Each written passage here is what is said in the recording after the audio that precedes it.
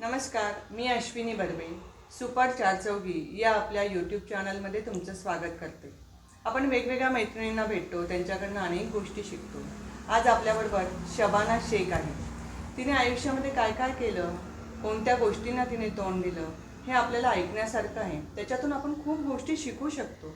एखाद्या छोट्याशा गावामध्ये आपलं स्वतःचं नाव कामाने कमावणं ही मोठी अवघड गोष्ट असते, पण तिने ती केली आणि अगदी लहान वयापासून ती हे काम करते आहे. तर तिच्याशी आपण गप्पा मारूया आणि तिला जाणून घेऊया. नमस्कार शबाना. नमस्कार. यूट्यूब चॅनलमध्ये तुझं स्वागत आहे. ज्यावेळी मी तुझ्याबद्दल ऐकलं किंवा तुला बघितलं त्यावेळी मला नेहमी जाणवलं की तू खूप कष्टाळू मुलगी आहेस. म्हणजे कष्ट करायची म्हणजे असं सोडत नाही तू, की आले कष्ट की आपण करणार, त्याला नाही म्हणायचं नाही आणि कोणत्याही संकटाला त्यामुळे तुला तोंड देता येत होतं. आज मी तुझं हे सगळं शॉप बघतेय, तुझं काम बघते आणि अनेक लोक मला त्यावेळी सांगायचे काय रे ती शिवते ना तर इतकं सुंदर शिवते आणि परत तिच्या चेहऱ्यावरचं हास्य कधी मावळत नाही. म्हणजे मी चापेकर वहिनी मला नेहमी सांगतात की ती खूप काम करते पण तिचं हसू कधी थांबत नाही म्हणे. तर मला याचं खूप कौतुक वाटतं की कोणतंही काम करताना आपल्या चेहऱ्यावरचं हसू आपण मावळू देत नाही. तर तू आत्ता इथपर्यंत पोहोचली, म्हणजे गेली किती 17 वर्ष तू काम करते, 15-16 वर्ष आणि इथपर्यंत पोहोचली आहे. आपण जेव्हा काम करतो तेव्हा आपले आईवडील आपल्याला अनेक गोष्टी शिकवत असतात. तर तुझं लहानपण कसं होतं? माझं लहानपण पप्पा माझे जॉबला होते, एसटी ड्रायव्हर होते. पण फॅमिली मोठी असल्या कारणाने घरातली परिस्थिती नाजूकच होती. पण मग सगळ्यांना शिकवलं पप्पांनी आम्हाला. म्हणजे तुम्ही हो 10वी केली मी आणि त्यानंतर आम्ही निफाडला राहिलो. आमचं मूळ गाव रवळच. पप्पांचं गाव रवळच होतं. मी शाळा होती.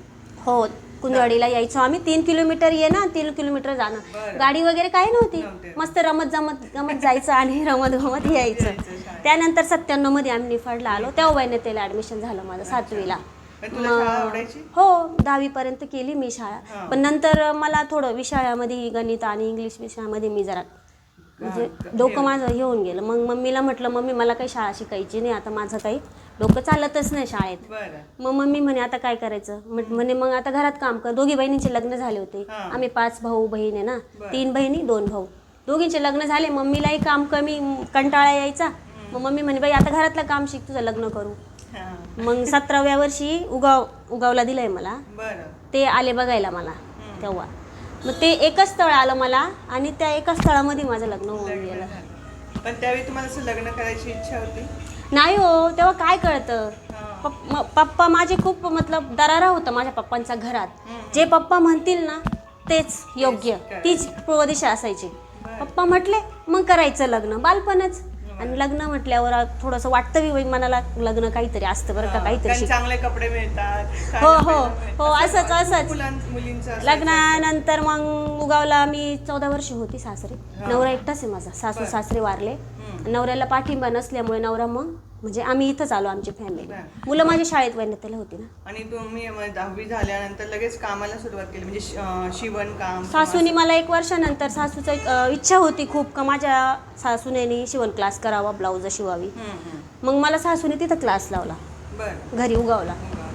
100 रुपये महिना होता तेव्हा मला क्लासची फी. किती सालची गोष्ट ही माझ्या 2000 मध्ये लग्न झाल्यावर म्हटलं 2002 असेल तेव्हा मग मी तो क्लास केला. क्लास काही एवढा केला नाही मी, पण मग घरीच प्रयत्न करत करत करत करत याच्यात ही चूक झाली त्याच्यात ती चूक झाली असं करता करता ब्लाऊज शिकून नंतर परत मग केला मी क्लास. पण तेव्हा तू किती वर्षाची होती? 18-19? 19 वर्षात असेल. 18 वर्षात मला पहिली मुलगी झाली होती. बापरे. म्हणजे ते बाळ पण सांभाळायचं आणि शिकायचं पण. पण मी घरात एकटी होती, माझे खूप लाड होते. तिला काही नव्हतं टेन्शन. बरं. आणि मग नंतर कामाला सुरुवात केली तू? हो हळूहळू लागली. मग गिरायकाचे ब्लाऊज यायला लागले. मग हळूहळू तिथंही माझं शॉप होतं उगावला आणि छान चालायचं. रिस्पॉन्स चांगला होता ब्लाऊजांना. बरं. मग नंतर काय केलं तू? मग मला नवीन नवीन शिकायची इच्छा. प्रत्येक गोष्ट नवीन शिकायची, प्रत्येक गोष्ट नवीन. माझी आत्ताही ह्या वयात आहे मला नवीन गोष्टी शिकायलाच आवडतात. मी जर मोबाईलला यूट्यूबला कोणता एखादा व्हिडिओ बघितला की मला वाटतंच मी हे करायलाच पाहिजे. चुकलं तर चुकलं. मी आता थ्रेडच्या बांगड्या बी बनवलेल्या आहे. हे बघा ह्या थ्रेडच्या बांगड्या हे मीच बनवते घरी. हो विकल्या मी त्याच्यातले 7-8 हजार रुपयाचं. म्हटलं विक्री केली आहे आता आहे थोडा. ह्या शिवणकामावर तुझं घर पण चालायचं का? हो भरपूर. कारण माझं घरवाले म्हणजे माझे पती ना शिकलेले नव्हते, 5वीत शिकलेले होते. मग त्यांना एवढं कळत नाही. मग घरातलं बघणं आणि बाहेरचं बघणं, मुलांना शाळेत नेणं, त्यांचे दाखले करणं, त्यांचं सगळं बघणं, हे सगळं मलाच बघावं लागतं. ते फक्त काम करता आणि घरी, त्यांना त्याच्यातलं काहीच कळत नाही. माहिती नसते त्यांना, कारण बरोबर आहे ना, त्यांना पण शिक्षणाची संधी मिळाली नसेल किंवा अशा अनेक त्यांच्यामध्ये माझ्यामध्ये अंतर म्हणजे मी 10वी झालेली, ते 5वी झालेले. मग त्यांना लागलं कळायला का आता हिला सगळंच कळतंय म्हटलं, मग मला काही करायची इच्छाच नाही राहणार बा असं. मग मी माझं काम करतो, हिला आणून देतो, ही सगळं बघतीये ना असं. आणि माझ्या घरात माझा फैसला आहे, आता मी जे करन निर्णय तू घेते. हो, तो निर्णय चुकीचा असो की योग्य असो, मम्मीने निर्णय घेतलेला आहे, मम्मीच करेल.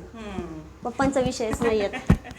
त्यांना त्यांच्या क्षेत्रातलं कळत असेल असं असतं. हो, कळतं ना, त्यांच्या क्षेत्रात ते खूप छान काम करतात. बांधकाम मध्ये एक नंबर येते. नाही म्हणजे येत नाही असं नसतं, त्याला त्यांच्या क्षेत्रातलं कळत. पण वाचलेलं लिहिलेलं नसलं ना तर माणूस तिथं थांबतो. तसे ते थांबले, ते सगळं माझ्याकडे देऊन टाकलं. म्हणून तुला शिक्षणाचं महत्व जास्त आहे. हो हो. आणि मग नंतर तू ब्लाऊज शिकली आणि नंतर तू स्वतःचं दुकान काढलं तू. हो, तिथं बी होतं. नंतर मग हो, इथं आल्यानंतर मग आम्ही दोघी बहिणींनी पार्टनरमध्ये गावातही केले 7 वर्ष. पण मग घरात बसून मी 2 वर्ष घरात बसली, पण मला असं वाटलं की मी मतलब मला पैशाची जी चणचण आहे ती भासायला लागली लगेच. एकट्या माणसावर घर नाही चालत. आजची परिस्थिती अशी, महागाईचा जमाना आहे ना, 2 माणसाला केल्याशिवाय भागतच नाही. मग परत मला असं वाटलं की नाही, आता आपल्याला काहीतरी केलं पाहिजे. मग मी परत माझा शॉप ओपन केला. शॉप ओपन करताना म्हणजे भाड्याने घेतलं कसं तुला? मी भाड्याने घेतलाय. आणि डिपॉझिटचं म्हटले ते बघू आता, ते पुढची गोष्ट आहे. ते म्हणे तुम्ही घ्या तर नंतर बघू म्हणे काय करायचं.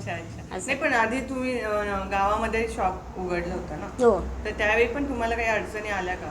हो, नवीन होतो आम्ही. आता तर नाही मला काही अडचण आहे, तेव्हा नवीन होतो. शॉप कसा बघायचा, कोणाला विचारायचं, त्यांना डिपॉझिट कसं द्यायचं. डिपॉझिट तर आपल्याकडे नसणार आहे एवढं. पण ते जे होते ना नागरे सोनार, त्यांनी डिपॉझिट नाही घेतलं आमच्याकडून, त्यांनीही भाडंच घेतलं. नाही म्हणे डिपॉझिटची काही गरज नाही म्हणे, तुम्ही फक्त आमचा गाळाही ओपन केला, आम्हाला भाडंही दिलं तर भरपूर होईल. मग त्यांनीही नाही घेतलं, त्यांनी ही परिस्थिती समजून घेतली परिस्थितीची. पण तू आता त्यावेळी 2000 मध्ये जे लोक यायचे तुझ्याकडे ब्लाऊज टाका, ती माणसं आणि आता तू एकदम 15 वर्ष झाली मध्ये, तर काय फरक पडला?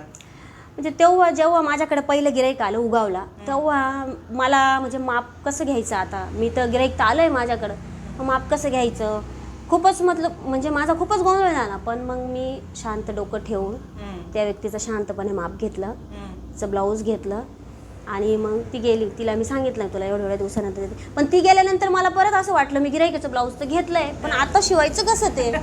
मग समोर एक टेलर होती आमच्या, मग तिच्याकडे गेली, म्हटलं ताई माझ्याकडे ब्लाऊज आलंय, पण मी त्याचं माप तर घेतलं, बघा बरं याच्यात काही चुकलंय का. मग तिला दाखवलं. मग तिने मला, ती चांगली होती बिचारी, ते सगळं सांगायचे. मग ती म्हणे बाई तर शोल्डरचं असं झालं, छातीचं तसं झालं, हे असं झालं, असं नको करू, तसं नको करू, आणि मी कापून देते तुला, तू शिव. तिने जी कटिंग केली ती कटिंग मी आणून पेपरवर कापून साईडला ठेवली. मग ते ब्लाऊज खूप छान बसलं होतं त्या गिरायकाला. आणि एक गिरायक शिवून गेलं ना तर ते 2 गिरायकांना सांगतं, ते 3 गिरायकांना सांगतात, तसे कस्टमर वाटतात. आता काही नाही, आता मी काही घाबरत बी नाही, काहीच नाही, मला सगळा अनुभव झाला भरपूर. आता किती कस्टमर येऊ द्या. आता मग ब्लाऊज बरोबर तू काय काय आणखीन शिवायला लागली? मी आता ड्रेस शिवते, 1 पीस शिवते, फॅन्सी ड्रेस सगळे शिवते मी. माझ्या मुलीचे सगळे फॅन्सी ड्रेस मी शिवते. तुझी मुलं काय करतात? किती मुलं आहेत? मला 3 मुलं आहे, 1 मुलगी 2 मुलं आहे. आता माझी मुली पोलीस भरती करते, तिचं चांगलं शिक्षण झालंय. मुलाचं 12वी झालं, लहान्याची 10वी झाली. सगळ्यांना शिकवलंच पाहिजे असं तुझं? हो, म्हणजे मला मुलीला जास्त शिकवायची गरज भासते. मुलांना काही नसतं, ते कसंही 10वी 12वी झाले तर कसे कुठे करू शकतात. पण मुलीला तिच्या पायावर उभं करणं मला माझ्यावरून जाणवतं की मी तेव्हा शिक्षण केलं असतं. मम्मी पप्पा मला म्हटले होते की शिक्षण कर, मी केलं नाही. तर आज मला आतापर्यंत कष्ट करायची गरज पडते ना, करावंच लागणार आहे पुढे. आज माझ्या मुलीला मी जॉबला लावल्यानंतर ती तिच्या पायावर उभी राहणार आहे, तिला गरज नाही राहणार ना मग कोणाचीच. आणि आपण एक गोष्ट सांगू का, आपण जर काम केलं नाही ना तर आपल्या घरात आहे ना आपल्याला रिस्पेक्ट नसते, मान नसतं दिलं गेलेलं. आपल्याला हे आणायचं असल्यावर मागायचं, ते मला ही गोष्ट मुळात आवडतच नाही. मी माझ्या नवऱ्याकडेही मी कधीच मागितलं नाही का मला हे आणून द्या, कारण माझे पप्पा स्टड्यावर असल्यामुळे आमचं इकडं चांगलं होतं. मेडिकलची औषधं, मेडिकलचे चेहऱ्यावर लावायचे वगैरे सगळं होतं. तिथं गेल्यानंतर साबणही नव्हती, सांगायची गोष्ट म्हणून सांगते, साबणही नव्हती. मी जर माहेरी आली का माझी मम्मी मला सगळं करून द्यायची, फेअर अँड लवली द्यायची, साबण द्यायची वगैरे वगैरे सगळे द्यायची. मी इथून ते घेऊन जायचे. मग ते बी लपून ठेवायचे मी. म्हणजे शिक्षणाने तो फरक पडला की हे सगळं आपल्याला लागतं, औषधं लागतात, पावडर लागते, काय क्रीम लागतं, माझं म्हणणं चांगलं राहणं हे गरजेचं हो. आहे. माझं असं म्हणणं आहे का प्रत्येक स्त्रीने काम केलंच पाहिजे स्वतःसाठी. स्वतःची म्हणजे शॉपिंग वगैरे असते, भरपूर असतात अशा वस्तू ज्या असं वाटतं ह्या घ्यावा. आणि स्त्रीचं कसं असतं, तिला जी वस्तू आवडली तिला असं वाटतं मी ही लगेच घ्यायलाच पाहिजे. तिला तिच्याकडे जर 50 साडी असली ना तरी ती साडी घेणारच आहे, असं असतं. त्याच्यामुळे प्रत्येक स्त्रीने काम करावं, आपल्या स्वाभिमानाने राहावं. कशाला कोणाकडे 2 रुपये मागायचे काम. तू आता एवढी वर्ष काम करत होती, पण कोरोनाच्या काळामध्ये तुझं काम कसं चाललं होतं? कोरोनाच्या काळात आम्ही मास्क शिवले. मास्कचा प्रकार कधी आम्हाला माहिती नव्हता, पण आमचं असं आहे का एखादी वस्तू बघितली तर आम्ही कॅच करतो, मग ते लगेच शिकतो. पण ते मास्कची ऑर्डर कशी आली तुमच्याकडे? आमच्या गावात शॉप होता ना, तो किरण आहे ना, किरण वस्त्रालय मोठं दुकान आहे. त्याला माहित होतं ह्या दोघी मुली खूप हुशार आहे आणि ह्या प्रत्येक काम करतात. तो मग त्याने आम्हाला कॉल केला, मला मास्क शिवायची, आपल्याला मास्कची ऑर्डर आहे, मग तुम्ही शिवाल? म्हटलं हो, आम्हाला दाखवून द्या, आम्ही शिवणारच आहे. मग आम्ही त्याच्याकडे गेलो, त्याने आम्हाला दाखवून दिलं असं असं शिवा. बस तिथून स्टार्टअपच झालं. पहिले प्लेटचे होते, नंतर मग डिझाईनचे चालले निघत मग आम्ही प्लेटचे मास्क एका दिवसाला 1000 मास्क शिवायचो. नाईट डे 1000 मास्क शिवायचो. 20 रुपयाला त्याने आम्हाला एक मास्क दिलेला होता. 500 जरी शिवले ना तर 1000 रुपये रोज आम्ही पडवलो. म्हणजे लॉकडाऊनचा काळ आम्हाला समजलं, कारण आम्हाला काहीतरी काम येत होतं, त्याच्यामुळे आम्ही लॉकडाऊन मध्ये बी बसून राहिलेलो नाही. हो. आणि आमचं म्हणजे मी सांगत नाही माझं स्वतःचं, कारण आम्हाला काहीही कामात जर घातलं आम्ही ते काम पूर्ण करूनच निघतो त्या कामातून. माझे पप्पा खूप हुशार होते, त्या पप्पांचं अवगुण आमच्यात आहे. गुण हो गुण ते पप्पांचे सगळे गुण आमच्यात आहे टोटल. लॉकडाऊन मध्ये सुद्धा तुला काहीच नाही, लॉकडाऊन नाही कळलं मला, कारण आम्ही कामच एवढं केलं ना. त्याच्यामुळे उलट मजा केली आम्ही. तर फक्त काही वस्तू भेटत नव्हत्या खायला प्यायला, बाकी सगळंच लॉक होतं ना. फक्त मग सगळं काम मिळत होतं ना, काम भरपूर होतं, नाही म्हटलं तरी काम भरपूर होतं, कामाचं काही टेन्शन नाही असलं. त्याच्यानंतर अजून तुम्ही पर्सेस पण विकतात? मी मोबाईलवर बघून भरपूर काम केलेलं आहे. मी मोबाईलवर युट्यूबवर व्हिडिओ बघून मी पर्स शिवते. सगळ्या प्रकारच्या 1 साईड हातातल्या वगैरे सगळ्या पर्स मी शिवते. त्याच्यानंतर मी इथं क्लास आला होता, सरकारी क्लासेस, तेव्हा नाशिकवरून मला हायर केलेलं होतं त्यांनी इथं क्लासेस घेण्यासाठी. मग मी इथं क्लास घेतला. 75 मुलींचा क्लासेस घेतलाय मी पर्सचा. म्हणजे फक्त पर्सेस? हो, पर्सेस. गव्हर्नमेंटचं होतं? हो, गव्हर्नमेंटचं होतं. आणि मग ते असं तुम्ही अजून त्यांनी मला पेमेंट बी दिलं, 12,000 महिने चाललं ते? 3 महिने चाललं. 3 महिने चाललं. आणि मग तेव्हा तू घरी पण कामच करत होती? हो. आणि अजून काय तुला करावं? मी आता 2 वर्ष बी घरी बसून नव्हती. ही माऊली डेफ्री आहे ना आपली, तिचे सगळे फॅन्सी ड्रेस मी शिवते. सगळे धोती, 1 पीस, अम्ब्रेला, म्हणजे जेवढे प्रकार आहे ना तिच्या दुकानात तेवढे प्रकार मी शिवलेले त्यांच्यासाठी. हो, मी तिच्यासाठी काम करते. अच्छा. तिचं प्रत्येक वेळेस काम करते मी. म्हणजे त्या ज्या फॅशनचे कपडे लोकांना हो, सगळे मी शिवते टोटल. अरे वा, छान. आणि असे किती कपडे असतात ते? खूप प्रकार आहे त्या कपड्यामध्ये. 40-30 प्रकार आहे. प्रत्येक प्रकारचं शिवावं लागतं, लहान मोठं सगळं. शंकरचे जे येतात ड्रेस, नऊवारी, कोळी टोपी येते, नऊवार, मस्तानी, ते तुमचे काय म्हणतात ते, परत भरपूर असे. हो, भरपूर प्रकार कपड्यांचे. आणि मग आता जेव्हा तुम्ही इथपर्यंत आता पोहोचले आहे, तर तुम्हाला अजून म्हणजे महिलांनी काय केलं पाहिजे असं वाटतं?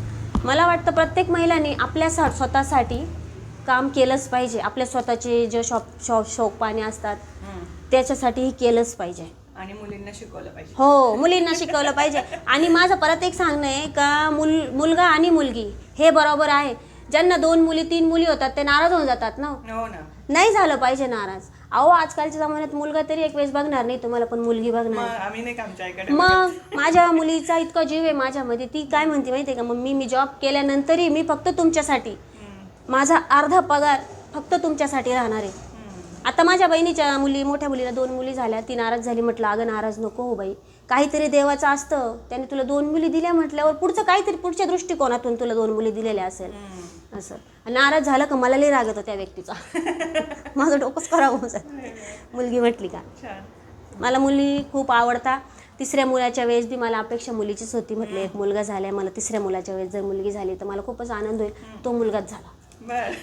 आणि माझ्या डिलिव्हरी सगळ्या नॉर्मल होतात. पण एक डिलिव्हरी मी आत्ता सांगते, त्याच्यात काही लाजाचं काम नाही आहे. 2 नंबरच्या मुलाच्या वेळेस इकडं राहिलं होते मम्मी पप्पा आयला देवीनगरला. आणि माझ्या भावाची गाडी प्रत्येक वेळेस राहत होती माझ्यासाठी, पण मग तो वेळेस भाडं घेऊन गेला होता. मग मम्मी म्हणे आता तर कोणी नाही, इथं पूर्ण ओपन होतं, रिक्षा वगैरेचं काही कामच नव्हतं. मम्मी म्हणे मग चल तुला हळूहळू तरी घेऊन जाते मी दवाखान्यात सरकार. इथून मम्मीने काढलं हळूहळू, चढ उतर करता करता शक्करदेव बाबाचं ते मंदिर आहे आमचं, तिथून थोडं पुढं गेले मी. मम्मीला म्हटले मम्मी आता मी काही थांबत नाही, बाळ आलं. मम्मी म्हणे नको असं करू म्हणे, इथं मंदिर आहे, इथं थडगा आहे म्हणे याचा, साधू लोकांचे असतं ना ते, इथं नको थांबू म्हणे, अजून थोडी 5 मिनटं पुढं चाल. मग मी कशी तरी 5 मिनटं पुढे गेले, पण नाही, डिलिव्हरी रोडवरच झाली माझी. इतकी सहज. पण मग हाल किती झाले तिथं रोडवर.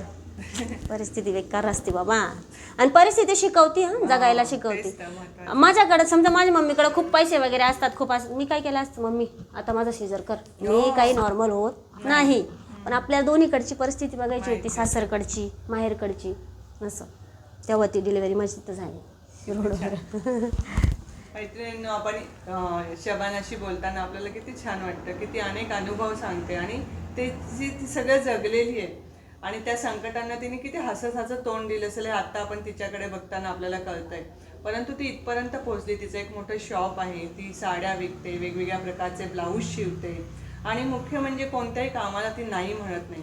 म्हणूनच ती आज इथपर्यंत पोहोचली. म्हणजे खूप कष्टातून ती इथपर्यंत पोहोचली की दोन्ही वेळेचं आपलं अन्नच आपल्याला मिळत आहे, आपले सगळे हौसमौज होते, मुलांची शिक्षणं होत आहेत. या सगळ्या गोष्टीसाठी पैसा लागतो आणि तो आपण कमवला पाहिजे असं तिला वाटतं. तिला वाटतं प्रत्येक स्त्रीने पायावर उभं राहिलं पाहिजे. अशाच वेगवेगळ्या मुलाखती ऐकण्यासाठी नक्की सुपरचाट चौकीवर या. धन्यवाद.